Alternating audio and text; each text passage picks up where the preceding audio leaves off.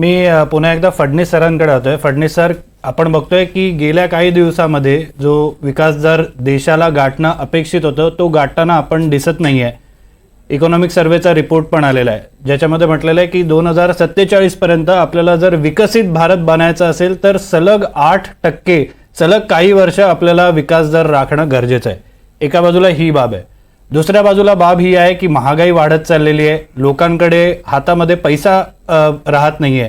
तर या दोन गोष्टींच्या पार्श्वभूमीवर यंदाच्या अर्थसंकल्पामध्ये काही लोकप्रिय घोषणा होण्याची शक्यता तुम्हाला वाटते का? मला वाटतं बऱ्याच वेळेला लोकांना नये हा सगळ्यांच्या जिव्हाळ्याचा विषय असतो की मला त्यातनं काय मिळालं. हे सगळ्यांची बजेटकडे बघण्याची भूमिका तीच असते. परंतु जे मी गेले 10 वर्ष बघतोय ह्या सरकारची भूमिका, ते तात्कालिक लोकांना न करता दीर्घकालीन फायदा कसा अर्थव्यवस्थेच्या दृष्टीने होईल ते बघण्याचा दृष्टिकोन आहे. त्यामुळे मला असं वाटत नाही की अशा काही घोषणा, बरं आता निवडणूकही डोळ्यासमोर नाहीये की त्याच्यातनं काही लाभ घ्या, म्हणजे कुठल्याही पक्षाने लाभ घ्यावा.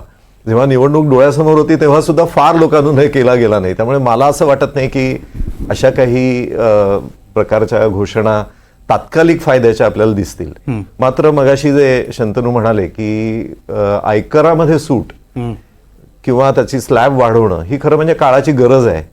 इन्कम टॅक्स ऍक्ट 1961 गेल्या बजेटमध्ये अशी घोषणा केली की तो रिव्हॅम्प केला जाईल आणि त्याला 6 महिन्याची मुदत त्यांनी म्हटली होती. ती 6 महिन्याची मुदत संपली, पण आपल्या डोळ्यासमोर अजून नवीन असा ठोस आलेला नाहीये. तर तो यावा लवकरात लवकर आणि त्याच्यामध्ये एक 10 लाखापर्यंत किमान जर झाली तर अधिकाधिक कराचं जाळं वाढवावं की ज्याच्यामुळे अधिक लोक जे आज कदाचित रोखीमध्ये व्यवहार करतात कराच्या भीतीने, ते त्या निमित्ताने त्या जाळ्यामध्ये येतील. आणि जेव्हा ते जाळ्यामध्ये येतील त्यावेळेला अर्थातच आज सरकार वेगवेगळ्या प्रकारच्या ह्या आर्टिफिशियल इंटेलिजन्सचा वापर करून आत्ताच कर आपले कसे वाढतील आणि त्याच्यातनं अधिक चांगल्या योजना कशा देता येतील हे बघताय.